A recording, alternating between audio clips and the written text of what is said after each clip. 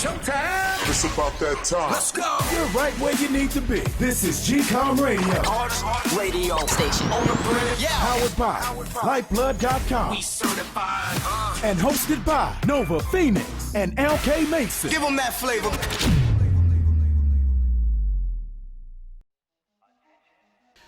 What is going on, y'all? This is Nova Phoenix, and you are listening to GCOM Radio on iHeartRadio. We are back with a fresh episode. The episode is 34. And, back into the swing of things. I was off for a week.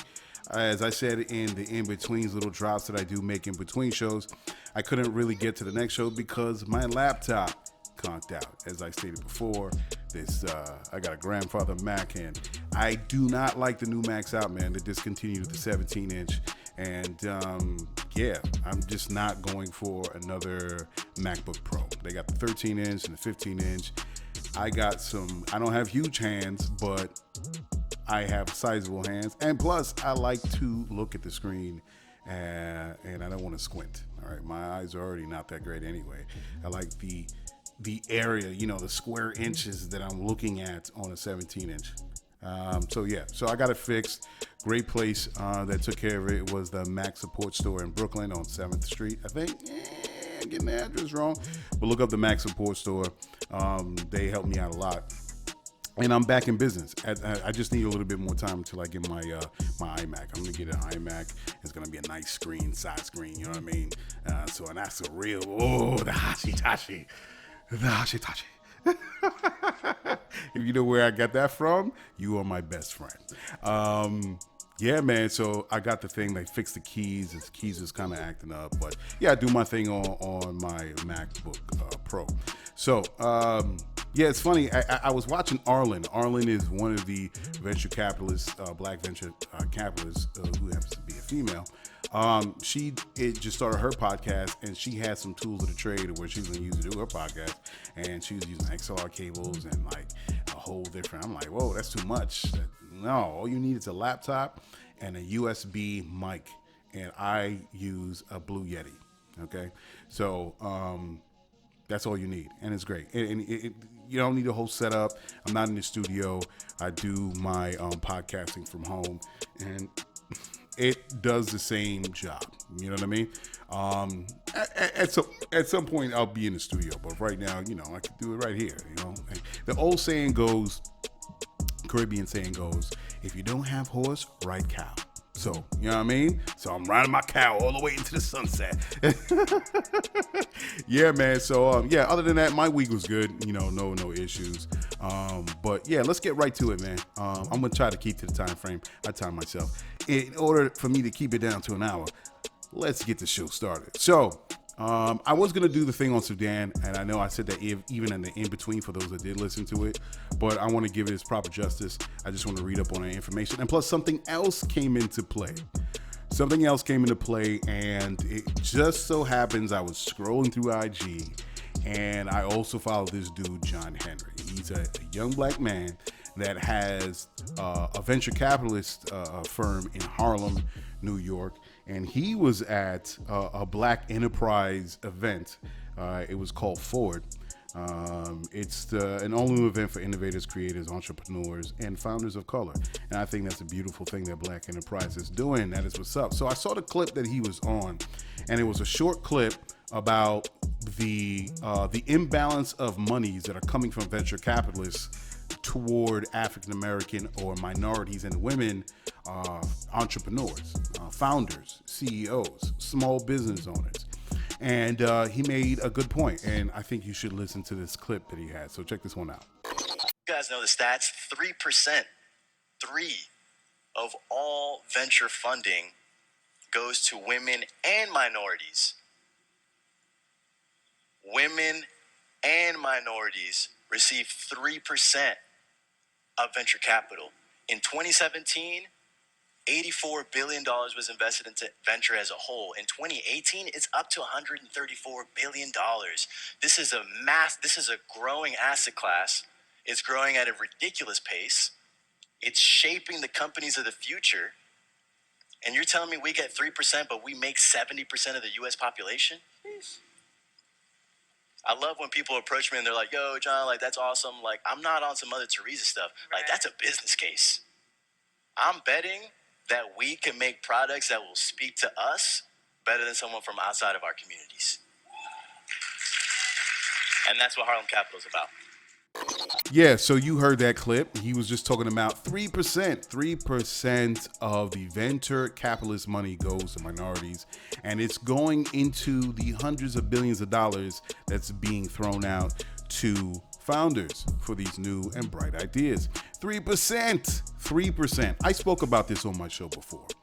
Much love. Let's just preface it with much love to this young man, John Henry, that's really doing something for the community. Because even myself, when I was early on looking for VCs, I was like, man, I need to connect with Black VCs. I would connect with anyone that's connected with my idea, regardless of color. But we also know the reality is that there are not that many opportunities and resources and in terms of access for African American business owners. So I also made it my business to seek out those African Americans that are running VC firms. There are not that many. Really? There's not that many. There is a sea of VCs coming out of Palo Alto and in California, and there's New York, and it's like you can count on your hand how much are African American owned. So he was talking about how Harlem invests capital. I want to get his company right. Let me see if Harlem Capital. I know it's Harlem Capital. I just want to get it right. Okay, so it's Harlem Capital, and 3%, right? 3%. I gotta keep saying that. That is disgusting. That 3% is going to minority business owners. So how do we solve this problem? So one of the common things that I've spoke about again on the show. One of the common things that you can say as an answer to the problem when it comes to this 3% is create your own VC firms. And that's a beautiful thing. That is a beautiful thing. You want that representation. You want to see the person on the other side of the table that looks like you, that has that same vibe, comes from the same culture, eats the same food, listens to the same music, understands, coming from the same circle, understands your struggle. And that's beautiful. And you're going to, pitch your idea, and if they really like it and connect with you, because it's all about building those relationships. It's not about money. It's about those commonalities that you see and that comfortability that you have with the person that's sitting across the table from you. And you can dig that, of course, after seeing their aptitude and their level of knowledge on the field that they're getting into. If not so much as knowledge, their passion. They're willing to get into the dirt, dig themselves deep into the mud of the battle scene in order to come out the other end victorious. And you connect with that, which transcends color, right? So you would think, okay, let's create my own venture capitalists. But this is the problem. We're using the same model that to use as what we're doing as entrepreneurs, or also on the other side as a venture capitalist, trying to seek out those that have been disenfranchised or not getting the same access as their other counterparts. We're using the same model, and it's kind of like, how should I put it? It's beating the second door to the same house. You're trying to enter a house by going another way around the side instead of knocking on the front door. And you're coming into the same problems. You're running into the same issues by coming to those same VCs, creating a venture capital. Because where the venture capitalists come from, they get it from donations. They partner up with other venture capitalists. They go to, rich billionaires that say, I want to invest in some companies. But that's the same setup on what we're facing when we're going to VCs, the typical VC in California. It's the same problem. Venture capitalists even with a young partner up with other VCs. And those same VCs are the same ones that we're having problems with getting into the door. Okay? Or you might link up with a VC that understands the disparity and wants to help financially as well. But those are a few and far between, and now you're running into the same problem. I know this because I am a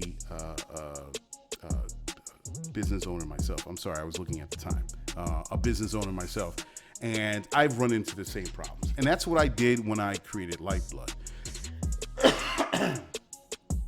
And I said, because Lyfeblood, if people didn't know, it was something else. Lyfeblood, the original idea of Lyfeblood was being kind of like an intelligent world star, right? And then I was like, I don't want to do that. That's something that's been done. And I jumped back to this idea of access and finance, because that's the constant thing that every business owner or person that wants to get into business runs into. It's always a money thing. Where's the money? How do I get access? What do I do?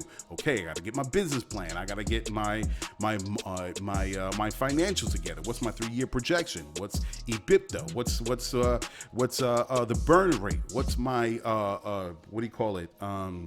My break-even analysis, and all these things, these business, the words and the jargon and the charts and that come in Excel, and all these things that you have to do. And at the end of the day, we still have to talk to VCs, right? So I switched up. I'm like, okay, how do we get to deal with money? And I had this idea that I had for years. And then finally the technology caught up where I could do this, right? And just to segue a bit. And it turned out, in the midst of me creating Lyfeblood, that I was in my shorts on the couch watching TV. I have Roku television, and I think I talked about this before. I don't know. I'll say it again. And then I saw on TV, on the Roku news portion that I watched every Sunday, they took that off. All of a sudden, somebody mentioned Patreon. Patreon is my competitor. And I was like, what's this? And I piqued my interest and went to the TV, and I was like, why do I say that?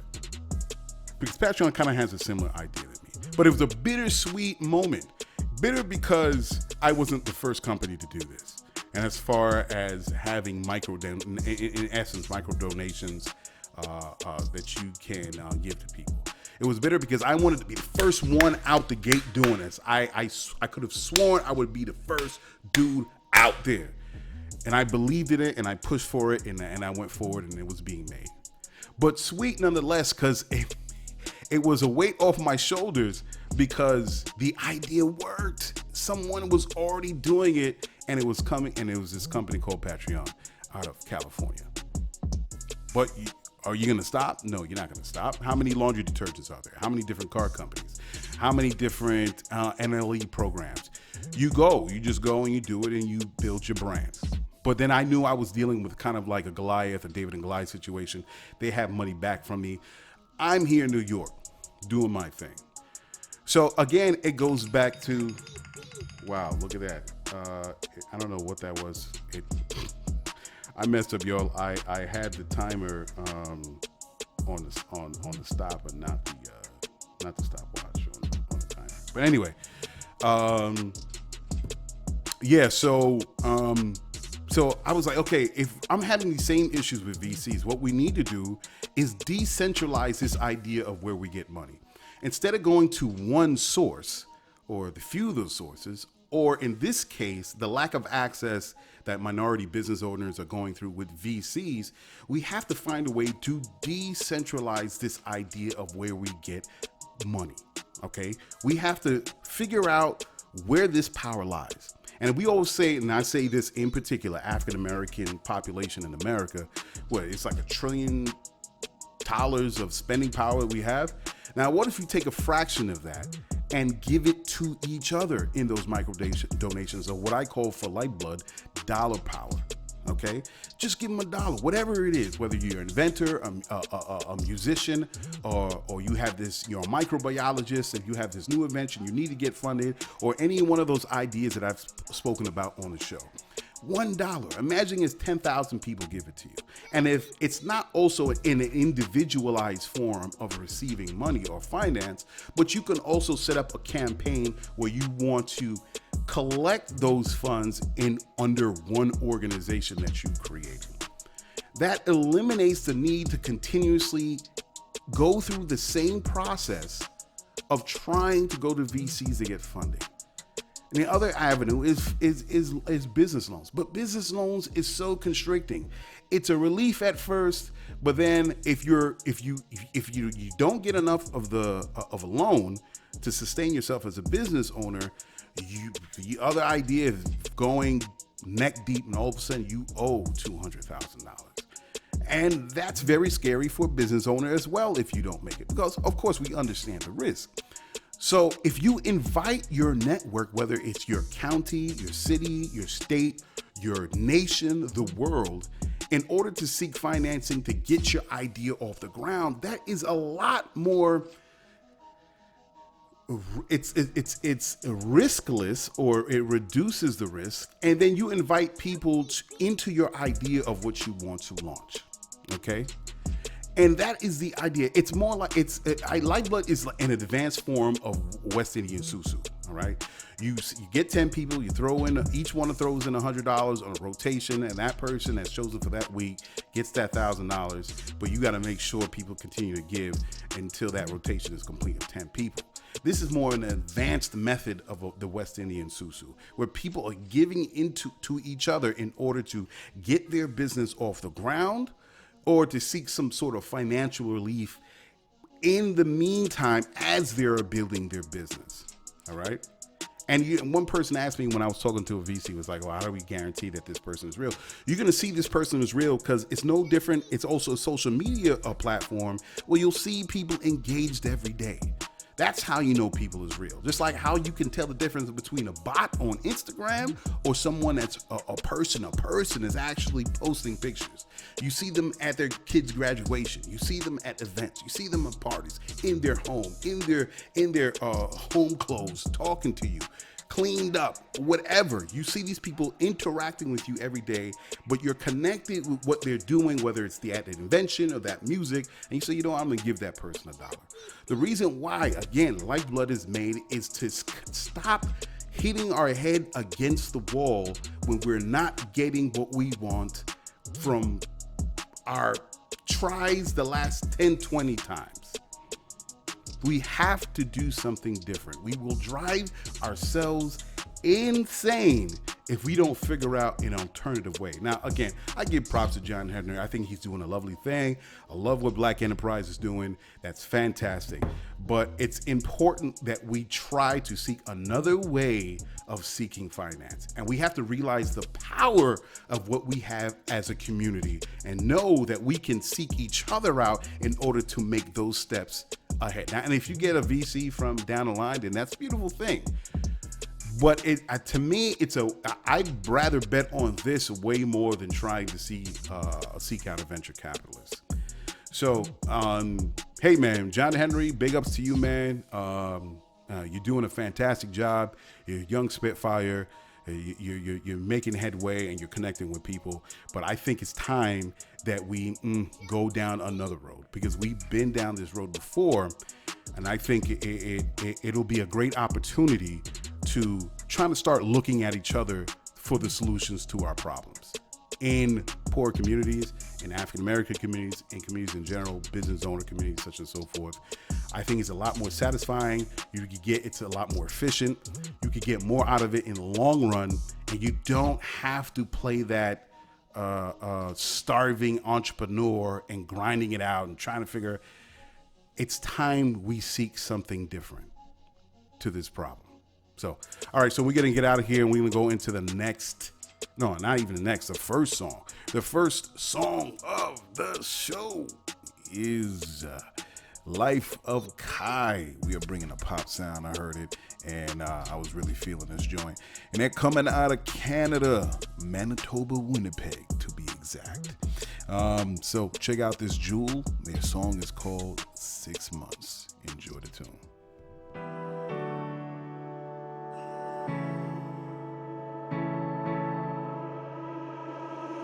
I've been sick, I've been tired, I've been too busy.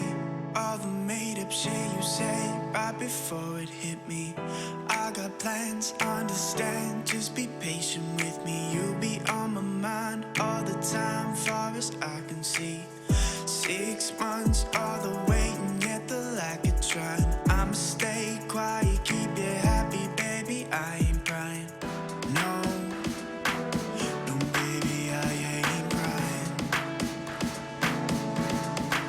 I said no, no, no, no, no. What it do? It's GCOM Radio I am one of the flyers. on iHeartRadio. Life's not what it's supposed to be, but it's never all that it was. Two initials in a burned down tree, no, call it cyclical love. This wasn't one meant to be, never all that it was. Two initials in a burned down tree, no. You were there, you were smiling, you were having fun. On that bike seat, laughing, not the only one. Quick with your words, jokes that you never heard. Always sitting pretty with your dreams in another world.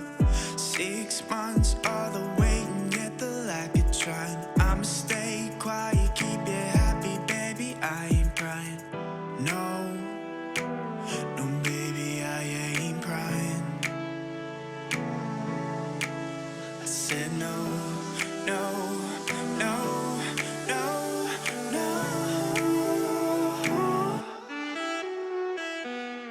Call it cyclical love. Life's not what it's supposed to be, but it never all that it was.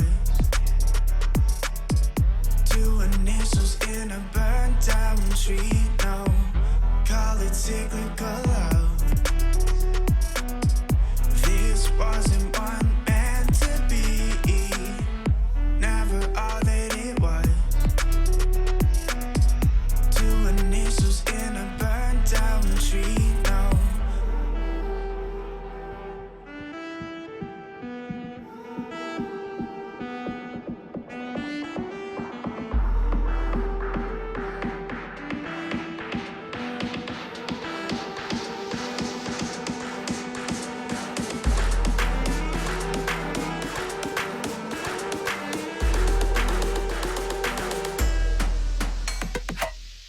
Call it cyclical love. Life's not what it's supposed to be, but it never all that it was. Two initials in a burnt down tree, no, call it cyclical love.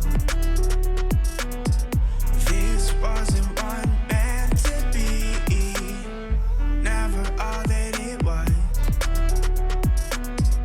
Two initials in a burnt down tree, no. Take control. This is GCOM Radio, powered by Lyfeblood.com. Come join, be a lifer. Practice dollar power and build financial independence. Yeah, man, that was very nice. You know, I try to do something different, you know, with different tunes. I love hip hop and R&B, but I do go out and reach for other music too as well. I'm open to that, and I'm always open to new tunes. So, what's the topic for this segment? Okay, so the topic for this segment is that I read New York fails to legalize marijuana.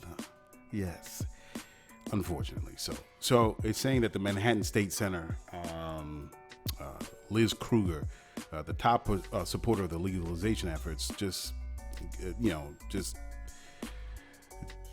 admitted its defeat on to this whole process, and it's sad because if the marijuana business is billions and billions of dollars, it's raking in as far as revenue in America, and I can't understand how we can't get this legislation passed in New York City. I cannot understand it. And we already see the numbers that's happening in other countries. Now they're saying the reason why that there wasn't much headway in passing legislation in New York was because it was, there was a bunch of questions and it was being held up by what does it say? It says questions over how the tax revenue from the drug would be spent and how to prevent folks from, quote, driving while stoned were also up for debate. I guess these were questions that, these politicians were talking about. But I don't see what the problem is, because you treat, if you're worried about intoxication, treat it the same as alcohol. Alcohol is a drug. And to me, alcohol kills a lot more people than marijuana has ever done. Okay? People can die from the overconsumption of alcoholic beverages or alcohol, cognac. It doesn't matter. People actually get sick and sent to the hospital from alcohol intoxication or over intoxication. You have poisoned your body to the levels where you have to get sent to the hospital to pump out your stomach. Yet this is legal. I don't understand. But alcohol be selling in the. We got wineries all over in New York, where you go. New Year's, right? Clean out these wineries, these wine shops for New Year's, knowing the fact that people can die. And that's the short-term effects if you abuse the drug or abuse alcohol. The long-term effects is what you call cirrhosis of the liver, where you've overworked the liver to such a point from alcoholic consumption, it fails and you can die, right? But yeah, we're still having these issues on passing marijuana when other states already are making billions off of this. Come on, man. Let's get on it here. Let's stop pussyfooting around and get to the meat and potatoes of this and get to the real reason why we're holding this up. I think a lot of it has to do with where is this money going to go? Who's going to hold this money? Where are we going to put this as far as the taxes that you're going to get from marijuana being sold once it's legalized? Who's going to run this? All these other questions. Now, one particular issue that they were talking about that was a problem, and I pulled this from the article. It says, money and power is what killed the marijuana justice campaign. Jeremy Saunders, co-director of the grassroots group Vocal New York, told the Gothamist paper. The governor easily could have gotten this done, but when black legislators demanded reinvestment back into their communities, he committed to killing it. Now, is this what the governor is doing? Now, let me tell you about racism. I never, ever think that this is not working behind the scenes. That low rumble noise when you're going through life, that little static as you go about your business in your everyday life. And what did Morpheus say? The Matrix? It's there when you pay your taxes, when you throw out the garbage. It's all around. The Matrix is everywhere, right? So I feel the same way. Racism is everywhere. And even if you think it is not affecting you, you best believe it's affecting you. Now, if this is true, then it goes to show that it's peeking out of the character of the governor. Now, that's always been the problem as far as the black plight in America here. Okay, we say everybody's on the same page, right? We're all Americans here. We're going to make money. We're going to do this, for our communities, pay our taxes, right? Be model citizens. Let's go to work in whatever industries that we're in. But yet, racism still somehow, like a slick snake, slithers its way around certain people and chokes the opportunity and takes it away from them and eats them whole. And we're going about our business. Hey, we're model Americans. We're going to pay our taxes. We're going to go into whatever industries that we're in. And yet, hold on, racism still peeks its ugly head and slithers around and slows your motion. Now, what is the problem here, right? If we are American as we say we are, right? Everybody understands this in the Constitution, the Bill of Rights, what everyone has died for and spilled blood for. No problems. You can open up a Dunkin' Donuts. You can open up a restaurant. You can make music. You can start a construction company. You can do anything you want without limit, right? Without hindrance. Yeah, you can't say that when it comes to black folk. So as you're going into something and you think everything's hunky-dory and you're moving along and it's going to be open to everybody and this new technology, this new service, and all of a sudden you get halted. It's kind of like Airbnb, the whole situation with Airbnb. Hey, that's a great idea. Hey, I want to do that too. Let me do that. And all of a sudden what happens? Racism peeks its ugly head and you can't get the apartment or place where you want to go because the person is racist. And then you've seen that with all the videos that come out. It's ridiculous. So in this sense, how is it if racism is so illogical? Racism will have you literally drown in quicksand because the person next to you that is not your color wants to get not an equal share. Not saying that is off the bat. Just for an opportunity to try to make money in this new industry for this new service or product, and you say, no, I'm not going to do it. As you are sinking in quicksand, that is racism. Understanding that cities are looking to develop new revenue streams in whatever industries that come out. And here it is, we're finally getting to freeing up marijuana. Also, by the way, you have to free up all those people that went to these prisons off of marijuana. You have to let them go, right? You can't keep them in while people are making money. Now you're saying, okay, here in New York, the population of New York is what? 50% white. I think 25% black, 25% Latino, and there's a, I think it's like 45% white. And then the rest is Asian and all the other minorities that come into this country. So New York City is supposed to be a progressive city that's open to everyone. When you walk into a New York subway train, all types of people are sitting down from a variety of different economic backgrounds, countries. You come from Tibet, you come from Mexico, you come from Paraguay, Brazil, Israel, Jamaica, Trinidad, Ireland, Italy, Russia. You're Jewish, you're Christian, you're gay, you're straight, you're bisexual, whatever. Everyone is in the New York. It's supposed to be a pretty progressive city, right? Am I right? So if this is the case, and we're dealing with legalizing marijuana, like so many other states in America, if this is the case where the argument was made that some of the revenue should be directed to underprivileged areas or poor communities, which so happen to be black, and let's also include the brown people, Latinos, of course. All of a sudden we have a problem. Yes, I love seeing those situations. If I could just be that person in that room and I could say, "Hayacha!" Just catch him on camera. What's the problem? What's the problem, Governor? What's the problem? What are we dealing with? We got to deal with that, man. We have to deal with that and root it out. See, I would put it like this, man. Listen, I would put it like this.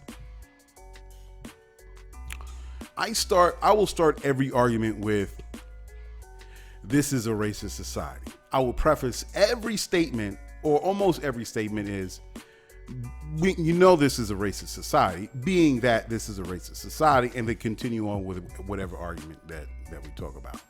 And it kind of deals with a couple of different things. One, you deal with the racist that's already thinking about, okay, how can I keep those people out? All right. They think that if you don't say anything, we'll just slide into this new legislation, this new business, and it's going to benefit me mostly, right? So you nip that in the bud. Two, for those that are not thinking about it and thinking, hey, you know what? This is just open. Everybody is going to get a piece of this. You put them on alert that, you think that the racism is not going to play into this, but it keeps their eyes open like, no, you're not going to do that. All right. I know what you're doing. And third, you at least let the people know that, you know what? This is not a post-racial society. It's a continuous battle dealing with racism and bigotry. And how do we move forward understanding this is the 800-pound elephant in the room, that we can deal with it as we advance as a society of human beings.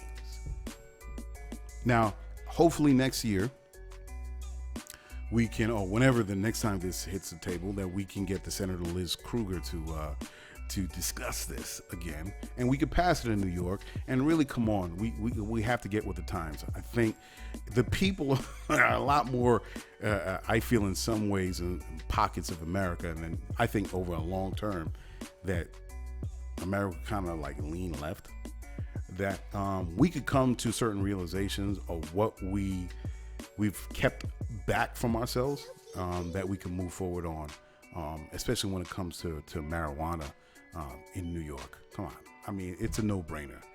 There's so much money that's being made in Midwestern states, it's ridiculous. And you could use some of that money to build up schools, to fix infrastructure. Hey, here we go from my last segment. You can use some of that revenue, the tax to revenue, into small business encouragement, financial, what's that word I'm looking for? I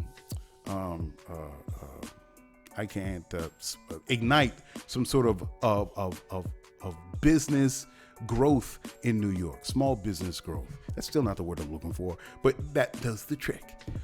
You see what I'm saying? So it's sad. I'm a New Yorker, that this is we're still battling this. But they did say, I think that if you have a certain amount of marijuana, that it will be considered a violation and not a criminal act. And you'll get like a $50 fine or something like that, and you go about your business. I think it's under an ounce or something like that. Still, come on, let's go. Let's keep this moving. Let's legalize that. Let's open our own dispensaries in New York. You're not supposed to smoke it when you're operating a machine. It should be treated no differently than alcohol. And certain industries, you shouldn't have it. As we know, in construction, if you're operating heavy machinery, whether it's a backhoe, a tower crane, or something, you should not be intoxicated with any drug, including alcohol. We understand this. This is a given. The groundwork has already been laid out for every other drug. Let's stop holding back marijuana. Okay, I think I'm done. Into the next song we go. What is the next song that we have? The next song is Taane Jr. from Seattle, Washington. Love it. Love his tone and his flow. His joint is called Splashin. You like this one? And bringing up the rear, we have Oakley Black with his song Frozen. And this brother's coming out of Vienna, West Virginia. Didn't know there was some rap coming out of West Virginia, but listen up. Here we go.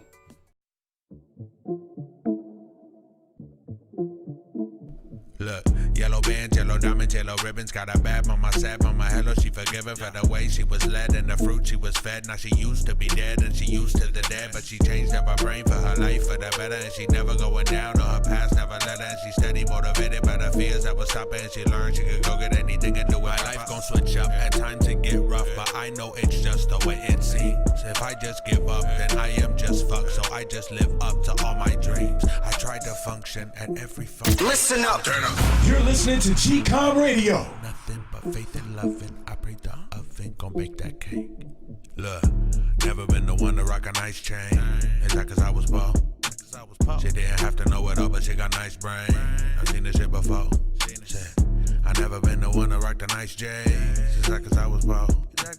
She doesn't need designer brands and says the right thing. No, I won't let her go. My life gon' switch up at times it get rough, but I know it's just the way it seems. If I just give up, then I am just fucked. So I just live up to all my dreams. I tried to function at every function, but that's just something that I can't shake. I don't need nothing but faith and loving. I pray the oven gon' bake that cake.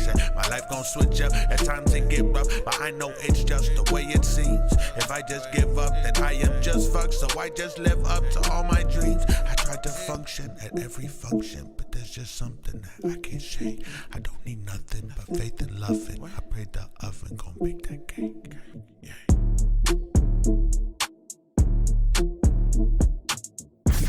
Sounding off around the world. You are listening to GCOM Radio.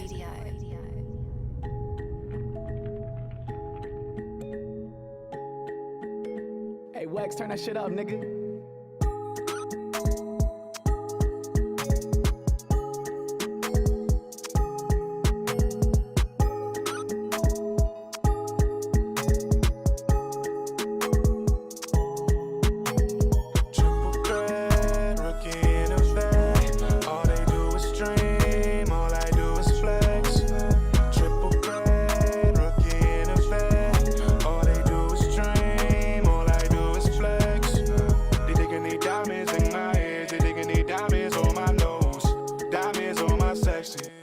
Top to my toes, froze, diamonds in my ears, diamonds on my nose, diamonds on my section, head top to my toes, froze. I was out here getting it, D-Vex big up, whole hood big up, South PK big up, 50 sit-ups, now I can freeze like a stick up, I keep getting prettier, nah, triple threat, rookie in a vet, all they do is dream, all I do is flex. Triple threat, rookie in a vet. All they do is dream, all I do is flex. They thinking they diamonds in my ears, they thinking they diamonds on my nose, diamonds on my section, head top to my toes, froze. Diamonds in my ears, diamonds on my nose, diamonds on my section, head top to my toes, froze. I was out here getting it, D-Vex big up, whole hood big up, South PK big up. 50 sit-ups, now I can freeze like a stick up. I keep getting prettier, nah. Triple threat, rookie in a vet. All they do is dream, all I do is flex. Triple threat, rookie in a vet. All they do is dream, all I do is flex. They thinking they diamonds in my ears, they thinking they diamonds on my nose, diamonds on my section. Head top to my toes, froze. Diamonds in my ears, diamonds on my nose, diamonds on my section. Head top to my toes, froze.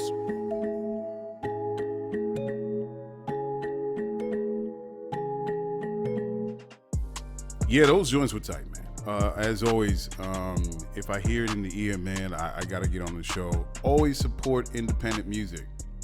Always support independent music. It's a necessary thing. That's the world we live in today. Record labels are pretty much music banks that should sell catalogs, and all the other independent artists should be running the business like grown men and women and have people on the team, and they should do it all themselves. You know, thanks to Beyonce for just dropping music without doing any PR on a project, just dropping joints and people just blazing. All the other song artists is like, what? She ain't do no PR on this joint? And she just dropping albums and going platinum? Yeah. Now, you ain't necessarily Beyonce, but if you do the footwork and people hear about you, then you should be able to sell your music just like anyone. You know what I mean? Most of the revenue is coming to you as a business. So, you know, what are we talking about here? You should be doing your own thing. And before we continue, of course, we have the news you need to know. All right, let's rock. Ladies and gentlemen, Around the world and right in your neighborhood, it's the news you need to know.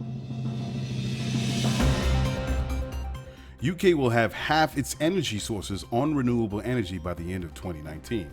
30% of UK's energy sources were from coal 10 years ago. Now it has been reduced to 3%. The move has had such a powerful impact, being that coal was the center of the Industrial Revolution. Now UK is going through another revolution, again. Since public uproar of the negative environmental impact in the 1950s, the UK passed the Clean Air Act of 1956. Since then, the use of coal has rapidly declined. Chris Skidmore, the UK Interim Energy Minister, says, "Coal is fast becoming the fossil of our energy system, and it will soon be consigned to the history books." UK recently announced a $2.6 billion offshore wind sector deal that will supply a third of UK's power by 2030. National Grid, an international power company, also supports the efforts. By 2030, they'll have 6 interconnections operating in Britain, supplying clean energy to the country. Interconnectors are huge undersea cables connecting Britain to other countries. Norway is one such country that is considered a successful clean energy exporter, dubbed Europe's Green Battery. Now let's see if we could get the rest of the countries on the same page as the UK. Carl Sagan's sail is ready for the stars. Carl Sagan was an astrophysicist, astronomer, and a host of a 1980 PBS documentary series called Cosmos: A Personal Voyage. Finally has his dream come true. In 1980, he created the Planetary Society with NASA scientist Bruce Murray and engineer Louis Friedman to study and explore the feasibility of solar sailing, the ability to use a light energy from the sun as a means of propulsion through the vastness of space. Well, today this dream is one step closer to its success. LightSail 2, a tiny satellite the size of a loaf of bread, will orbit the Earth by use of its solar sails. It was aboard a Department of Defense Space Test Program, STP-2, along with 24 payloads using a SpaceX Falcon Heavy launch vehicle that was recently launched. Bill Nye the Science Guy, a student of Carl Sagan and member of the Planetary Society, says in a press statement, "Thousands of people from all over the world came together and supported this mission. We couldn't have done it without them. Carl Sagan and his colleagues, Bruce Murray and Louis Friedman, created our organization to empower people everywhere to advance space science and exploration. We are go for a launch. What dreams may come from a thought in the mind of a man surrounded by 7 billion people." This one's for you, Mr. Sagan. And that is the news you need to know. So, all right. So, what into this last segment are we talking about? Breastfeeding. Again, I was on IG, and this one particular post, and I just realized that this person that I follow is sister to Christine Milian, and that's the R&B singer that we all know and love her music. So her sister here that I was looking at is Liz Milian, and she has a boy that she put on her on her IG of her on her knees, I guess, at a pool somewhere on the grass, and this boy is on her boob, on the nip, sucking on the nip. And let me go to this to my phone here. It says her son is almost 2.5 years old, and yes, he's still on the boob. I tried to wean him months ago, but he was miserable. 2 weeks later, he was right back on the boobies. I even thought I had dried up, but her son has other plans. She says, I've been told he's too old, it's weird, or girl, cut him off, but I've come to terms with the fact that it is literally his source of comfort, and who am I to take that from him? This phase of me being his safe place won't last forever, so I'm going to keep at it as long as he wants or needs. Even if he destroys my spine by rolling over on my chest at night, and even if my lips resemble chewed bubble gum. Besides, the only other man who looks at my body is my husband, and he's on board with my choice. Okay. You should see this little man. Little man's ready to ride his own mini motorbike. You know what I mean? Yo, he's ready to he started his own, he's about to be his own personal trainer and start, bringing in his own little crew of 2.5, 3-year-old kids and be like, this is how you do the push-ups. like this. Yo, my man is way too old to be. So, I mean, she said she's going to do this until he's comfortable but not sucking on the nip or chewing on it like it's some kind of a pacifier. Listen, so you expect this young boy to be 5 years old still on the nip? So he riding the bike. He riding the bike without the training reels, and he's gonna run to you to get on the nip. I don't know. That's a little much. That's a little much. So he gonna be a grown ass man.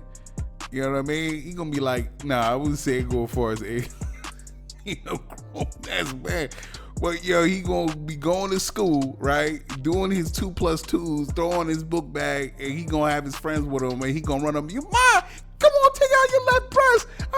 Come on.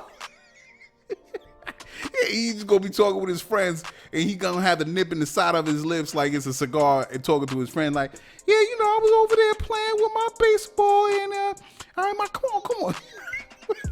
What? I mean, yeah, look.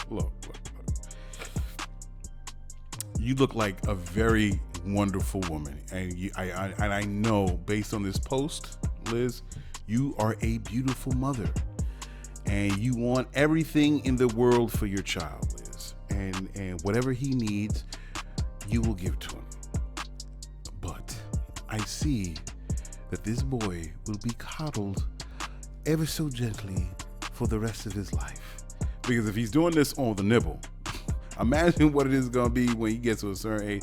Listen, the birds got, and I even said, matter of fact, I don't know if I'm going to be able to even find my response, and I don't even know if I'm going to be able to find my response in here, but I pretty much told her, I was like, so you going to have this boy on the nip, and I forgot what I said, but she playfully responded, yeah, I'm gonna be doing that.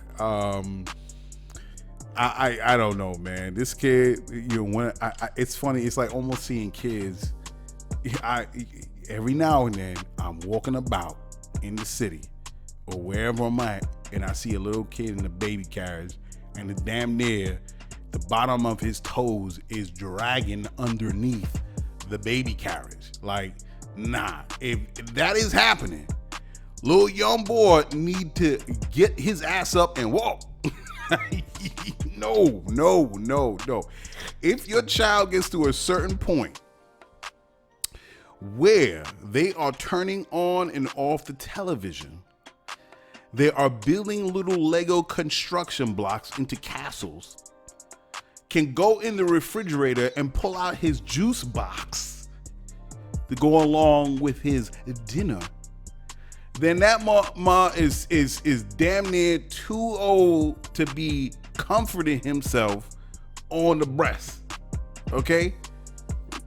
Listen, when you have kids, your body is for your children, right? All right, you're raising the child. And the child must be breastfed. And I am an advocate for breastfeeding children instead of all that other stuff that they want to give you, GERB or whatever like that. And if you are able, yes, breastfeed the children. It brings you closer to the child. And then that's why, women have breasts, right? And I don't have problems with women having breastfeeding out in public. Look, women are not sex objects.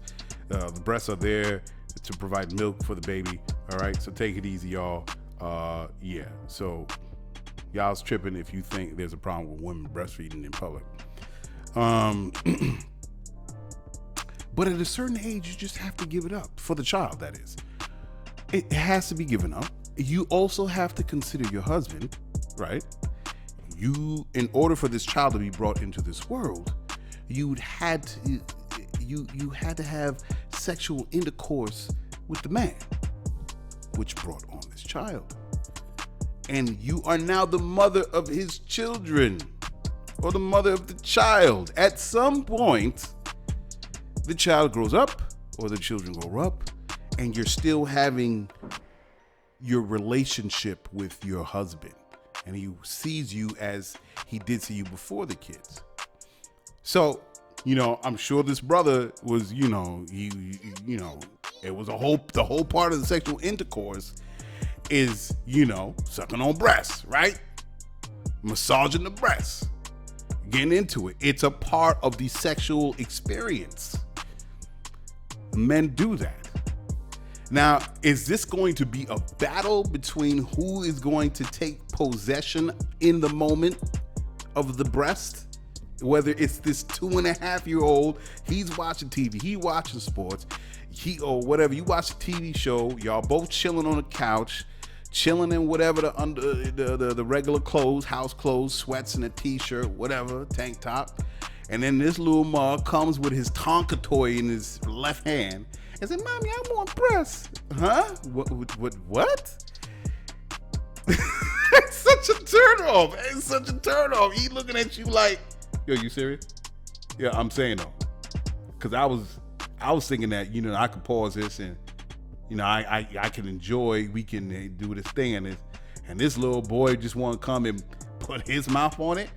Nah, man, it weirds it out, man. In that sense, it weirds it out, because now you have to play this who's had, you know, you're the mother or you're the wife. And now that this dude is on the breast, that moment is gone, but you're not letting him off the breast to let that moment pass. Now this little boy with a little, you know what I mean, or a little girl is using it like a pacifier. And to me, nothing quicker to get a brother out of the moment than seeing this grown ass boy in his Jordans. You know what I mean? Coming over and, like, you know, asking for mommy for boobies. Listen, now, am I wrong, ladies? Fellas, am I wrong? Now let's get this question going. Please, please, please, please let me know on my IG. I will post it. I'll post it later on, you know, at Lyfeblood, or matter of fact, go to GCOM Radio at GCOM, GCOM _radio, and let me know what y'all think about her wanting to. And when it comes on, I'll post this little clip, and you let me know what you think. GCOM Radio, GCOM _radio. If Liz Milian is going way too far with this, and I would love to know what the husband thinks about this whole thing, and how he feels, and how old should this child be until something should be said that, all right, listen, young boy, no more. I'm interested to know. I'm dying to know. I think when that kid's a year and a half, all right, that's it. As soon as this kid start walking, no more breasts. As soon as this little Mo start walking and he's going in the fridge or knows how to use a juice box by himself, no more breasts. No more nipples. No more. No. Listen, use a blanket. It works for my man, the Peanuts. So what's in Peanuts with Charlie Brown with the Linus? Is that it? Use something else for comfort. Here's a pillow. Here's a blanket. Something. Here's a toy. Whatever like that. Here's He-Man. Rock with that, young boy. Right now, the breast is off limits. It's done. All right. I think I've gone off enough about the breast. Yeah. So hey, folks, thank you for listening to the show. Thank you for listening to me. And yeah, man, we're gonna have. I keep on saying I know there's some other additions that I want to make to the show to enhance it, because I'm looking forward to getting on iHeartRadio podcast or what show. I think that would be a beautiful opportunity, and I'm looking forward to it. And I'm seeing how I can improve as we go on. So there's also another thing that's going to happen. I know you haven't heard from LK. Yeah, LK is not on the show. We're just working out some things right now. But everything is copacetic between me and LK as far as the show is concerned. I think I'm going to be looking for a third co-host to get on it. And at that point, I think I'll be in the studio. I think it'll be a great situation. Preferably somebody younger, because my old ass can't remember everything that goes on with this new gen hip-hop stuff. So I guess somebody in their 25, 23s, 22, something like that, you know, can relate to this generations of hip-hop and R&B. I listen to all of it, but it's always good to get a person's take on it that's a little younger than me. Well, a whole lot younger than me, you know what I mean? Because I'm just an old fart. And what else is going on? The summertime, I'm trying to get out there, go to more events, just talk about Lyfeblood and get and rock with people on GCOM Radio, and really expand the brand of Lyfeblood, and and connect with you guys further. So it's something I've always done in the past. I love media. I did a cable access show many years ago, and I think this is just a natural progression of the tools that I have in front of me in terms of media is concerned. I don't get too crazy about filming myself. All in due time. Right now, I'm just rocking and enjoying how this is right now. So I appreciate you guys for listening to me. Go to GCOM Radio, GCOM_radio. Save yourself.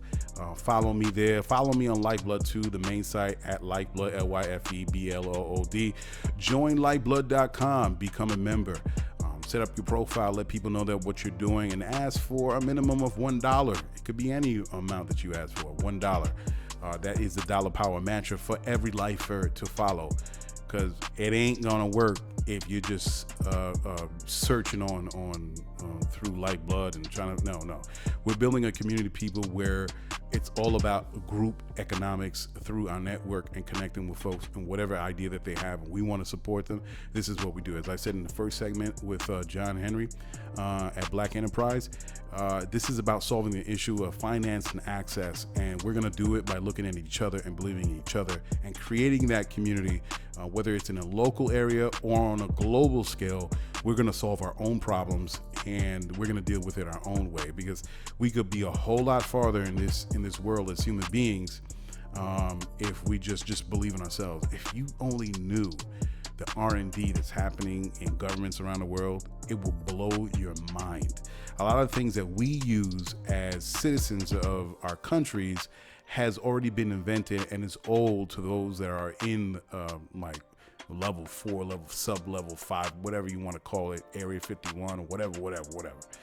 They've already done it. And a lot of the space exploration that has happened in the past, a lot of the technologies that were invented for that was made public and we use every day as citizens, like the microwave, for instance. I believe that was, yeah.